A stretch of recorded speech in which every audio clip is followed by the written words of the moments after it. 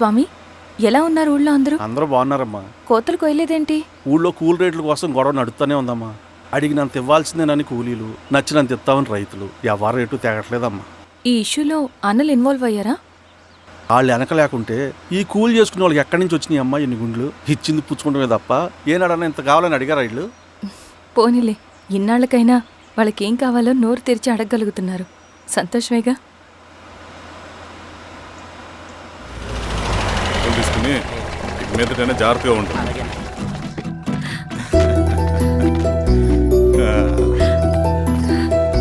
బాగున్నావమ్మా? బాగున్నానన్నయ్య, నువ్వెలా ఉన్నావు? బాగున్నాను. రా లోపలికి వెళ్దాం. రా కూర్చో. సో ప్రయాణం అంతా బాగానే జరిగింది కదా?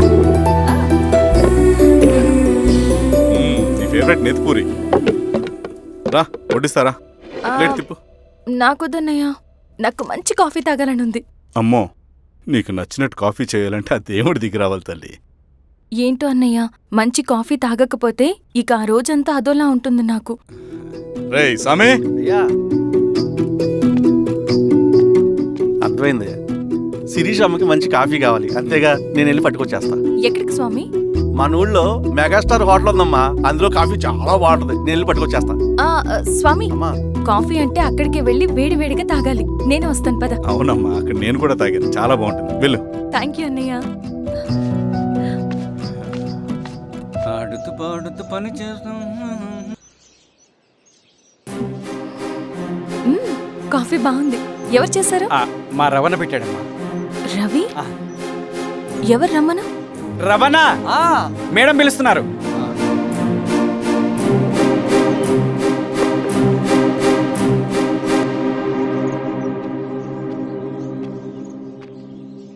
ఇతనే రవణ.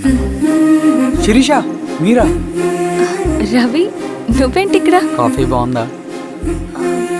చాలా. అది కాదు రవి, నువ్వు ఇక్కడ? ఈ హోటల్ మనోల్దే. మన ఫ్రెండ్స్ అందరు బాగున్నారా? చాలా బాగున్నారు. అవును, మీరేంటి ఇక్కడ? ఏమైంది అన్నా అన్నా, ఏమైందన్నా? అన్నా? లే అన్నా. స్వామి, త్వరగా కారుతా. జాగ్రత్త. అన్నా త్వరగా పట్టుది అన్నా. అన్నా త్వరగా పోనీ.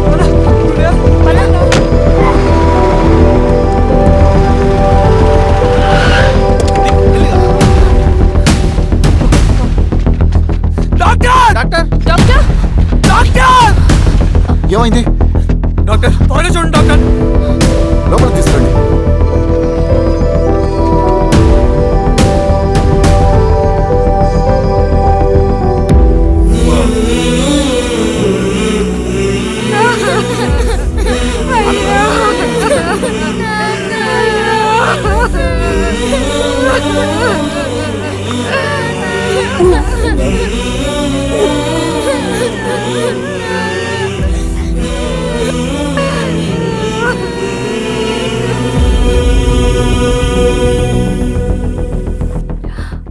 ఎలా ఉంది డాక్టర్?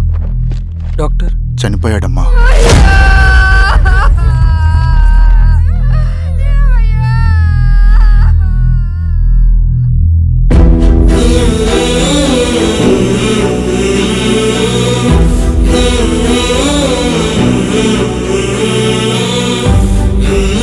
ఆ పేపర్స్ ఏంటి రవి? అతని భూమికి సంబంధించిన పేపర్స్. ఒక సంవత్సరం నుంచి ఈ పేపర్స్ పట్టుకుని ప్రతిరోజు ఎంఆర్ ఆఫీస్ చుట్టూ తిరిగేవాడు. భూమిని తాకట్టు పెట్టి అప్పు తీసుకున్న పాపానికి టైంకి వడ్డీ కట్టలేదని అప్పిచ్చిన ఆ దొర ఎంఆర్ఓ ఆఫీస్లో లంచం ఇచ్చి భూమిని తన పేరు మీద రాయించుకున్నాడు. ఈ ఎంఆర్ఓ ఆఫీస్లో ఎవరు నిజాయితీగా పనిచేయట్లేదండి. చెట్టు కట్టి నరకాలు ఒక్కొక్కడిని. నరికేడవేంటి రవి? నువ్వు కాగితం మీద ఒక బొమ్మ గీస్తావు, ఒక చోట సరిగ్గా రాదు, ఏం చేస్తావు?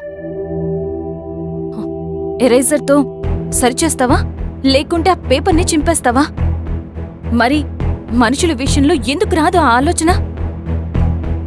తప్పు చేసిన ప్రతి ఒక్కరిని నరుక్కుంటూ పోతే చివరికి మిగిలేది మనుషులు కాదు, శవాలు.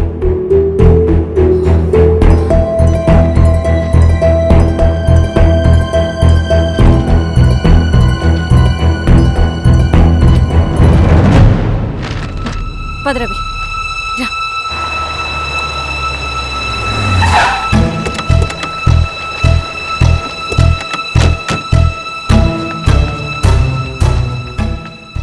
పానుకోటి నర్సయ్య ల్యాండ్ ఎవరు చూస్తున్నారు?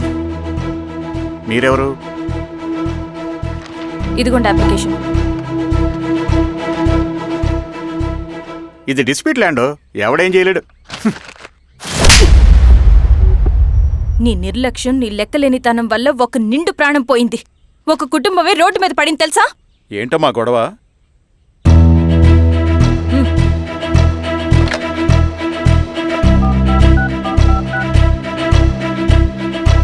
Hello sir.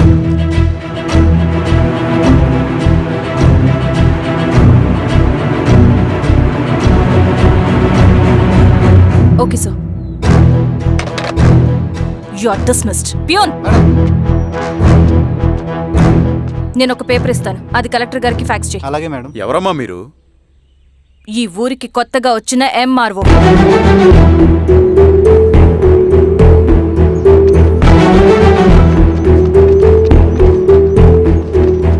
నమస్తే. మీ పరిస్థితులు నాకు తెలుసు. పని చేస్తేనే మీకు పూట గడుస్తుంది. పనులు మానుకుని మీరు ఈ ఆఫీస్ చుట్టూ తిరగాల్సిన అవసరం లేదు. మరి ఎట్టాగమ్మా? నేనే మీ ఊరొస్తాను. ఆ రోజు అరగంట వీలు చూసుకుంటే చాలు, మీ పని పూర్తయిపోతుంది. దండాలమ్మా.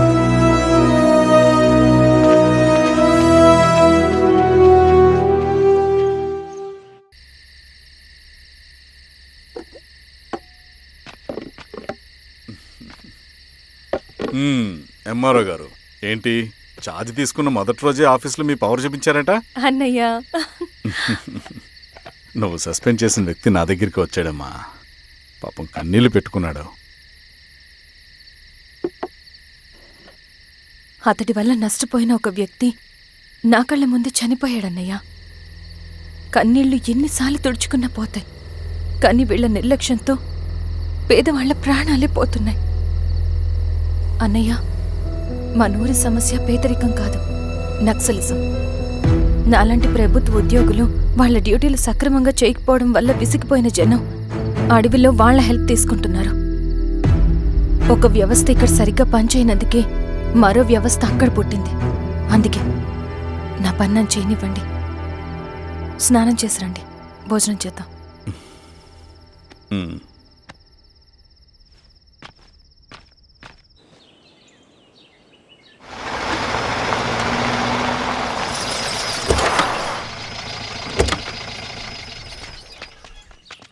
నమస్కారం అమ్మా. నమస్తే. ఇలా రండి. మీ ఊరు నుంచి కొందరు ఎంఆర్ఓ ఆఫీస్లో అప్లికేషన్స్ ఇచ్చారు. తను వాళ్ళ పేర్లు చెప్తారు, వాళ్ళని పిలవండి. అలాగే మేడం. వెళ్ళండి. Madam, coffee. నువ్వెప్పుడు వచ్చావు రవి? మీరు గంటకోసారి కాఫీ కావాలంటారు కదా, మాటి మాటికి వెళ్ళి రావడం ఎందుకని వచ్చేసా.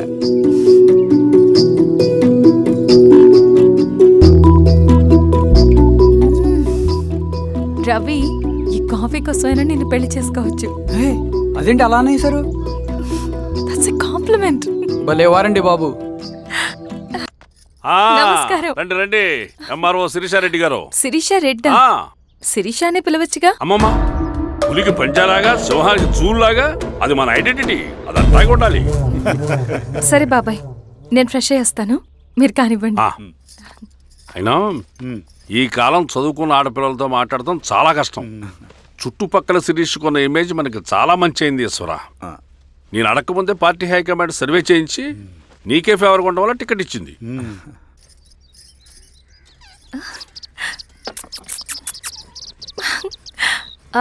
అనేవాళ్ళు ఎక్కడ? బయటికి వెళ్ళారమ్మా. ఓ, బయటికి వెళ్ళారా? రవిని పిలు. అలాగే. మేడం. రవి రా రా రా, కూర్చో. పర్లేదు మేడం. మేడం ఏంటి, శిరీషానే పిలవచ్చుగా. అది కాదండి, ఎవరైనా కూర్చో. చూస్తే. కూర్చోవయ్యా. ఇది ఆఫీస్ కాదు రవి, మా ఇల్లు. వడ్డించు. సరే అమ్మా. రవి, అడవిలో నక్సల్స్ ఎక్కడుంటారో తెలుసా నీకు? ఏంటి శిరీష? అడవిలో నక్సల్స్ ఎక్కడుంటారో తెలుసా నీకు? ఎందుకు శిరీష గారు? తెలుసా తెలీదా? నాకెలా తెలుస్తుందండి? చూచాయిగా ఆయన తెలీదా? సరే, ఎక్కడుంటారో నాకు ఐడియా ఉంది. సాయంత్రం ఇద్దరం కలిసి వెళ్దాం. అది కాదండి. నువ్వు వస్తున్నావు అంతే. తిను. ఇది ఎక్కడ కూడా రా బాబు. సడన్గా నక్సల్స్ అంటుంది, అడువంటుంది. కొంప తీసి నా మీద ఏమైనా అనుమానం వచ్చిందే ఏంటి? రవి, ఇక్కడే ఆపొకసారి. ఎందుకు ఇప్పుడు ఈ టైంలో అడ్వెంచర్లు? ఇప్పుడు జరగరాంది ఏమైనా జరిగితే రేపు మీ అన్నయ్యకి తెలిస్తే బాగోదు. రవి, చుట్టూ చూడు. పైన వెన్నెల, పక్కనే అడవి. అబ్బో, ఎంత బ్యూటిఫుల్ గా ఉందో. అవునా? అవునా ఏంటి? అసలు ఎప్పుడు చూసినా ఎందుకలా డల్ గా ఉంటున్నావు? కాలేజ్లో ఇలా ఉండేవాడివి కాదు కదా, ఏమైంది? అది ఒక్క నిమిషం. హలో మేడం, పేషెంట్కి అర్జెంటుగా ఏ పాజిటివ్ బ్లడ్ కావాలి మేడం. రవి, ఆ? అర్జెంటుగా హాస్పిటల్కి పోని. ఏమైంది? పోనీ. రండి మేడం, ప్లీజ్ రండి. పోలీసులకి నక్సల్స్కి కాల్పులు జరిగాయి. ఆ కాల్పుల్లో గూడెం కుర్రాడు ప్రాణాపాయ స్థితిలో ఉన్నాడు. తన బ్లడ్ మీ బ్లడ్ సేమ్. ఆ బ్లడ్ గ్రూప్ మా హాస్పిటల్లో లేదు. అందుకే మీకు కాల్ చేశాను. ఓ అవునా? అవును మేడం. పదండి డాక్టర్. Thank you madam.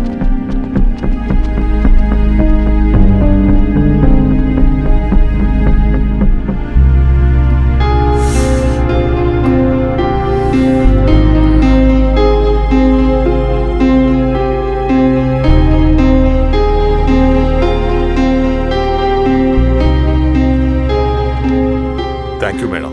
పర్లేదు డాక్టర్. ఇప్పుడు అతనికి ఎలా ఉంది? తను స్పృహలో లేడు మేడం. రవి, నీ దగ్గర మనీ ఉందా? ఉన్నాయి. ఇవ్వు. ఇది అతనికి అందించండి. ఓకే. జాగ్రత్తగా చూసుకోండి. అలాగే మేడం. అమ్మా, భోజనం తీసుకురమ్మంటారా? నాకేమొద్దు. భోంచేయకపోతే ఆరోగ్యం పాడవుతుంది శిరీష. నువ్వు వెళ్ళి తీసురా అమ్మా. సరే. రవి, నాకు ఒక మంచి కాఫీ చేసిస్తావా? తలనొప్పిగా ఉంది. చేసిస్తా కానీ తర్వాత నువ్వు భోంచేయాలి.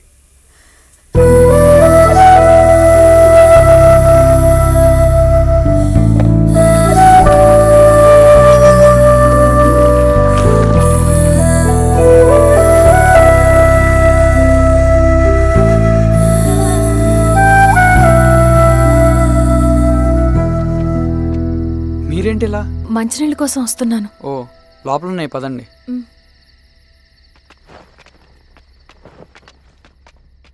ఇదిగోండి మంచినీళ్ళు.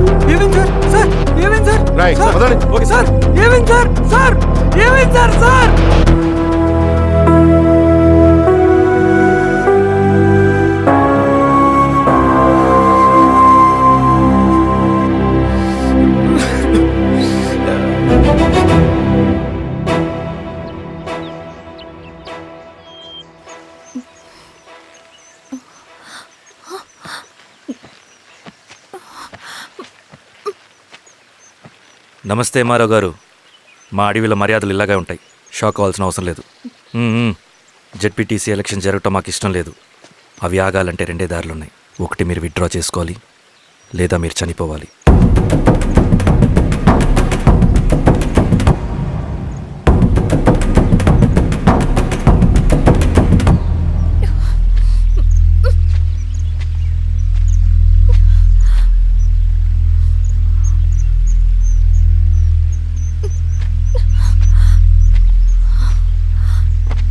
సెంట్రల్ కమిటీ మీటింగ్ ఉందని కబురు వచ్చింది.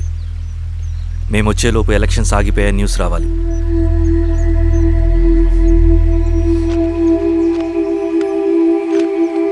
ఇదిగో రవి. లాల్ సలాం కామ్రేడ్.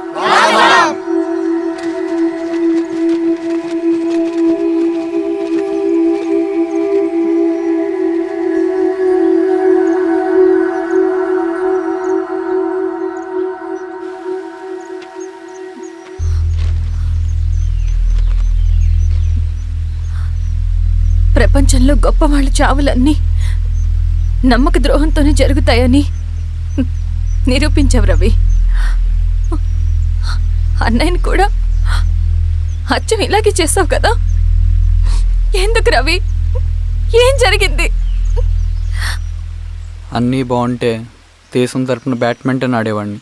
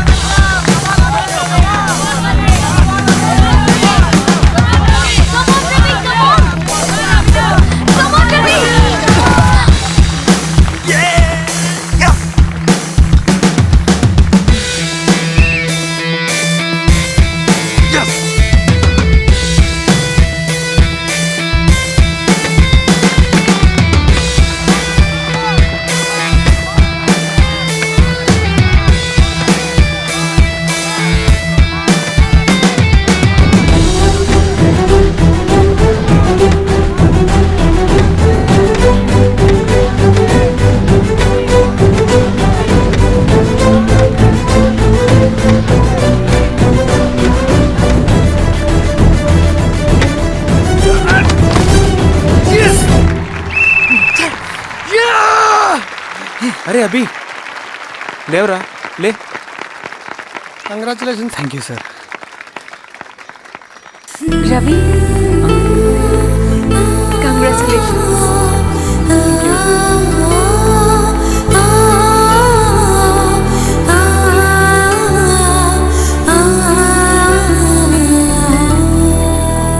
సార్, గంగినేని వెంకటేశ్వరరావు గారి ఎర్రజెండా పుస్తకం ఎక్కడుంది? రవి దగ్గర ఉందమ్మా.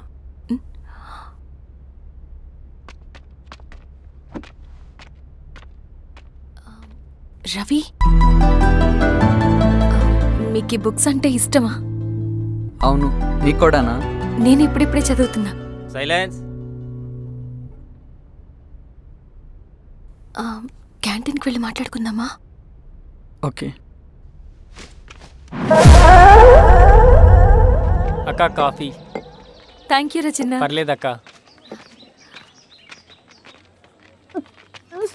అయ్యో, కాఫీ అస్సలు బాగాలేదు. 1 minute ఇప్పుడే వస్తా. ఎక్కడికి? ఇక్కడికే వచ్చేస్తా. ఎక్కడికి? 1 minute అండి.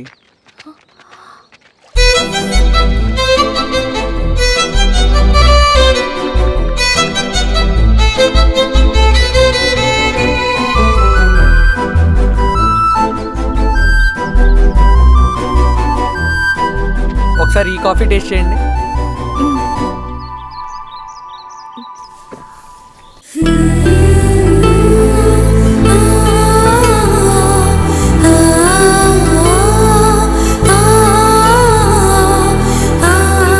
చాలా బాగుంది.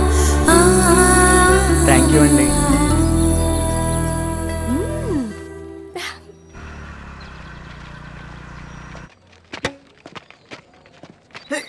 Wow sir. ఇటురా Ravi. Congratulations Ravi. Sir, state badminton training కి సెలెక్ట్ అయ్యావు నువ్వు. Sir thank you sir. Career నువ్వేమో ఇక్కడ కూర్చొని ఆడుకుంటున్నావు, వాడేమో state level training select అయ్యాడ్రా.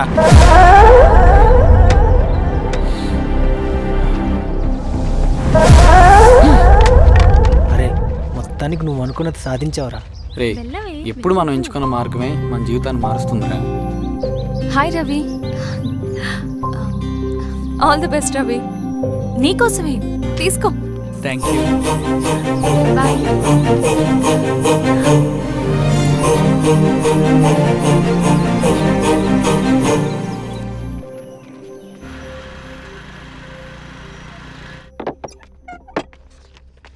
Sir రమ్మన్నారంట. ఎందుకు ఇలా చేసావు రవి నువ్వు? ఏవేం సార్, నేనేం చేశాను? ఇదేమిటో చూడు. Question paper sir. అవును, రేపు జరగబోయే టర్మ్ ఎగ్జామ్ పేపర్ నువ్వు లీక్ చేసిన పేపర్. సార్ అసలు నువ్వు ఇలా చేస్తావనుకోలేదు. సార్ నేను క్వశ్చన్ పేపర్ లీక్ చేయట్లేదు సార్. నేనంతా చదువుకుంటూ రూమ్లోనే ఉన్నాను సార్. నన్ను నమ్మండి సార్. ఈ జెర్సీ నీదే కదా? సార్ అది నాదే, కానీ దీనికి నాకేం సంబంధం లేదు సార్. నన్ను నమ్మండి సార్. మల్లయ్య, సార్ నిన్న రాత్రి ఏం జరిగింది? సార్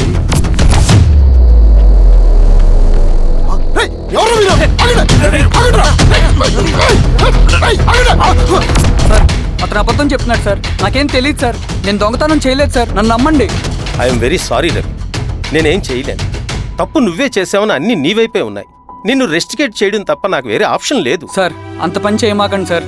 నా లైఫ్ పోతుంది సార్. ఇండియా తరపున బ్యాడ్మింటన్ ఆడాలన్నది నా డ్రీమ్ సార్. నన్ను నమ్మండి సార్. సార్ సార్ సార్ నాకేం తెలియదు సార్. నన్ను నమ్మండి సార్. సార్ నాకేం తెలియదు సార్. నిజంగా నాకేం తెలియదు సార్. సార్ నన్ను నమ్మండి సార్. సార్ నేనేం తప్పు చేయలేదు సార్. నాకేం సంబంధం లేదు సార్. నన్ను వదిలేయండి సార్. సార్ నన్ను వదిలేయండి సార్. కాలేజ్ తరఫున స్టేట్కి వెళ్ళి ఆడదాం అనుకున్నాను. నా కొడుకు తాళం అక్కడే ఉంది కదా.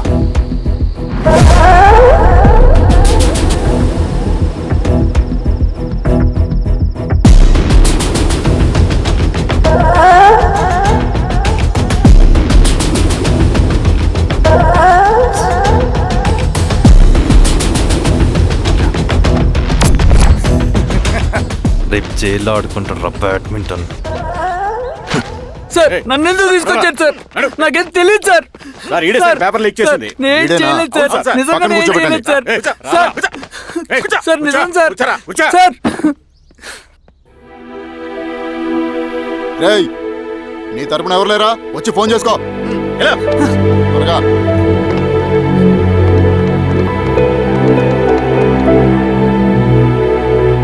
సార్ నేను రవీన్ సార్. రవి చెప్పు. సార్ నేను పోలీస్ స్టేషన్ లో ఉన్నాను సార్. మీరు నాన్న అర్జెంట్ గా రండి sir. Please sir. Police station ఏమైంది రవి? ముందు మీరు రండి సార్ ప్లీజ్. నేను చెప్తాను సార్. సరే సరే వస్తున్నా. వెళ్ళి కూర్చో. సార్ అయ్యా దండలయ్యా. రే రవి నాన్న, ఏమైందిరా? నాకేం తెలియదు ఏయ్, నాన్న. నువ్వు ఆగు. నీ కొడుకు క్వశ్చన్ పేపర్స్ దొంగతనం చేసి దొరికిపోయాడు. ఎఫ్ఐఆర్ రాసి కేసు పెడితే జైలు శిక్ష పడుతుంది. అలా కాకుండా కేసు క్లోజ్ చేయాలంటే 2 లక్షలు కావాలి. వెళ్ళి తీసుకొని రా. అర్థమైందా? ఏదోన్నయ్యా. ఏయ్, నా సంగతి నీకు తెలుసు కదా. లోపలేస్తే 10 సంవత్సరాలు బయటికి రాడు. వెళ్ళి డబ్బులు కొట్టరా.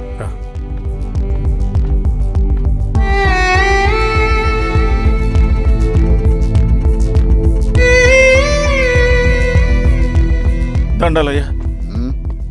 ఇదిగోనయ్యా 2 లక్షలు.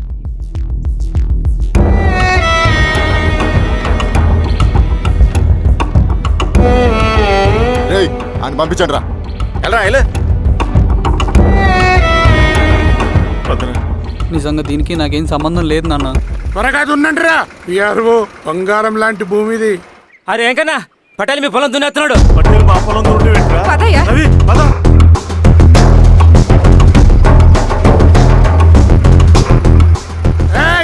కానీ ఏంట్రా? అయ్యా పట్టేలయ్యా. మా పొలంలో మీరు దున్నుతున్నారండి. నా పొలంలో నేను దున్నకుంటే వాడు దున్నుతాడా? అన్యాయం అయ్యా. ఏంద్రా అన్యాయము? పొలం అమ్మినావు కదా, అనుకున్న పొలంలో దున్నుతుంటే అన్యాయం అంటారేంట్రా? విఆర్ఓ ఆ పేపర్ని చూడరా, మంచిగా చూసుకుంటారా. పొలం అమ్మేమన్నా? అమ్మలేదురా, తాకట్టు పెట్టా. తాకట్టు కాదురా, నువ్వు అమ్మావు, నేను కొన్నాను. నేను అమ్మలేదయ్యా. వీడు నా దగ్గర 2 లక్షలు తీసుకొని ఈ పొలం అమ్మాడు. 2 లక్షలా? ఎందుకో? మీ వాడు చేసిన నిర్వాకం వల్ల చదువుకోరాని కాలేజీకి పంపితే ఆడుతూ పాడుతూ ఎగ్జామ్ ఫెయిల్ అవుతాడని తెలిసి ఆ పేపర్ లీక్ చేశాడు వీడు. ఏంటయ్యా ఇది? పోలీస్ కేసు అవుతుందని తెలిసి వీడు నా దగ్గరకు వచ్చి 2 లక్షలు తీసుకుపోయి వాడిని బయటికి వినిపించిండు. ఏం రా, అంతేనా కదా?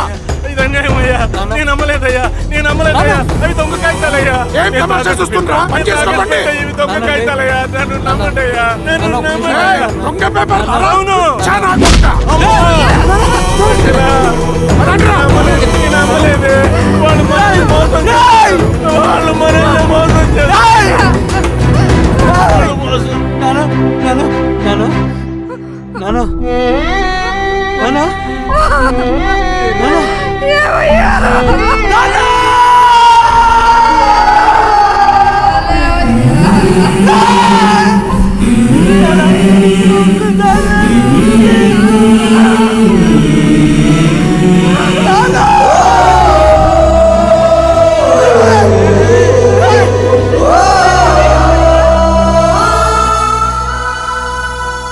నాన్న చనిపోయిన తర్వాత మా భూమి కోసం వెళ్ళి పై అధికారులను కలిశాను, కానీ వాళ్ళు కూడా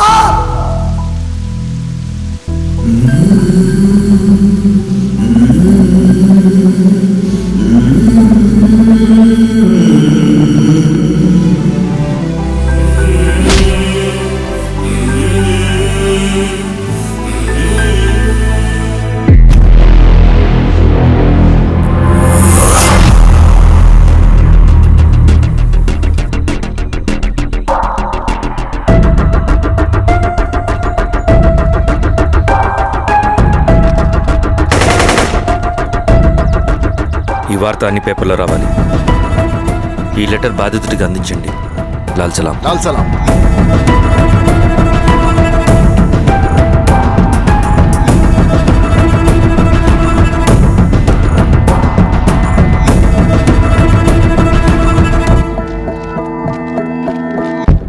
ఈ పీడిత భూస్వాముల నుండి విముక్తి కోసం విప్లవ పోరాటం చేయాలి. పేద ప్రజలను సమసమాజం వైపు నడిపించాలి.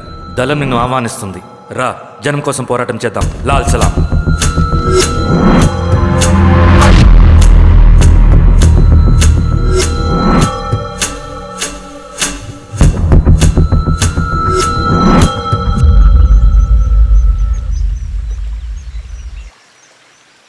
నాకు పట్టిన గతి ఇంకెవ్వరికీ పట్టకూడదని ఉద్యమంలోకి వచ్చాను. ఇన్ఫార్మర్గా చేరాను. దానికోసం ఎంతమందినైనా చంపుతాం, చేస్తాం. కానీ మేమనుకున్న సమాజం తీసుకొస్తాం. కమ్యూనిస్ట్ రాజ్యాన్ని స్థాపిస్తాం. సమాజమా అంటే? రష్యాలో, చైనాలో, వియత్నంలో మా కమ్యూనిస్టులు విప్లవం ద్వారా సాధించిన ఆదర్శ సమాజం. Lenin, Stalin, Mao, Che Guevara, Fidel క్యాస్ట్రోల్ సృష్టించిన కులాలు, మతాలు, వర్గాలు, వర్ణాలు లేని ఒక సామ్యవాద స్వర్గం. అదే మేము కలలుగనేది. దానికోసమే మేము పోరాడేది. నాకు తెలిసి నాజీ పార్టీలో గోబెల్స్ తర్వాత అంత ప్రొపగాండా మీ కమ్యూనిస్టులు తప్ప ఈ ప్రపంచంలో ఎవ్వరూ చేసుండరు. ఉక్కు మనిషి స్టాలిన్, మానవీయుడు మావో, ఎర్ర జెండా వెలుగు ఇలాంటి కమ్యూనిస్టు పుస్తకాలు చదివితే ప్రపంచవ్యాప్తంగా కమ్యూనిస్టులు సాగించిన మారణ హోమాల గురించి నీకు తెలీదు రవి. స్టాలిన్ మొత్తం ఎంతమందిని చంపాడో తెలుసా? 2 కోట్ల మందిని. మనుషుల్ని చంపడంలో హిట్లర్నే మించిపోయాడు. చాలా మందిని సైబీరియన్ లేబర్ క్యాంపులకు పంపి దారుణంగా హింసించి మరీ చంపేశాడు. 2వ ప్రపంచ యుద్ధంలో బెర్లిన్ని ఆక్రమించిన రష్యన్ సైనికులు 8 ఏళ్ల నుండి 80 ఏళ్ల వయసులో కంటికి కనపడిన ఏ స్త్రీని వదలకుండా సామూహిక మానభంగం చేశారు. అది కూడా మీ కమ్యూనిస్ట్ దేవుడు స్టాలిన్ హయాంలోనే జరిగింది.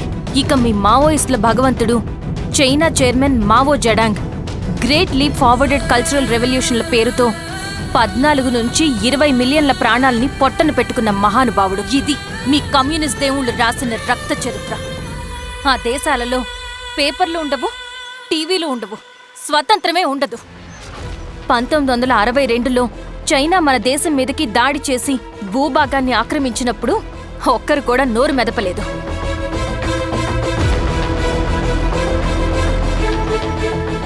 కమ్యూనిస్టుల మానసపుత్రులైన మీ నక్సలైట్లు ఏమైనా తక్కువ తిన్నారా?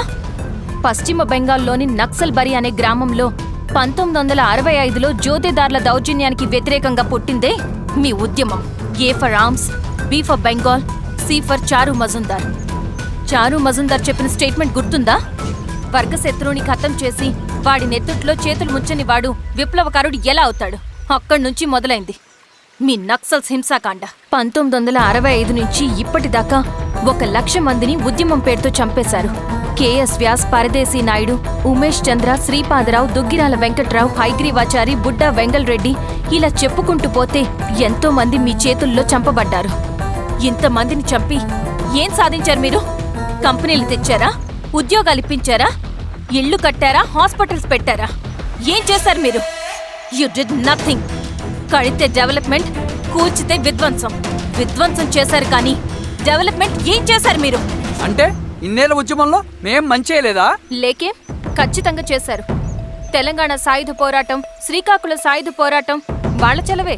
భూస్వాములు తగ్గి కూలీ రేట్లు పెరిగాయి అంటే అది మీ చలవే. నంబూద్రిపాద్, జ్యోతి బసు, సోమనాథ్ చటర్జీ, పుచ్చలపల్లి సుందరయ్య, తరిమెల నాగిరెడ్డి, చంద్ర రాజేశ్వరరావు, నల్లా నరసింహులు ఒక్కొక్కరు ఒక్కో లెజెండ్. కానీ వీళ్ళు ప్రజానాయకులు. తుపాకీ పట్టి అడవిల్లోకి వెళ్లలేదు. ఎలక్షన్స్ లో గెలిచి ప్రజా సమస్యల్ని పరిష్కరించారు. కానీ మీరేంటి ఎలక్షన్స్ వద్దు అంటున్నారు? ఒక తుపాకీతో మనిషి ప్రాణాలు తీసే బదులు ఒక పెన్నుతో 10 మంది ప్రాణాలు కాపాడొచ్చు. మీలాంటి వాళ్ళు ఉండాల్సింది ఎర్ర జెండా నీడలో కాదు, దేశ జెండా నీడలో. చంపుకుంటూ పోతే ఒకరోజు మనకిష్టమైన వాళ్ళని కూడా చంపుకోవాల్సి వస్తుంది రవి. నా మాట విను. ఇవన్నీ వదులుకుని నాతో రా.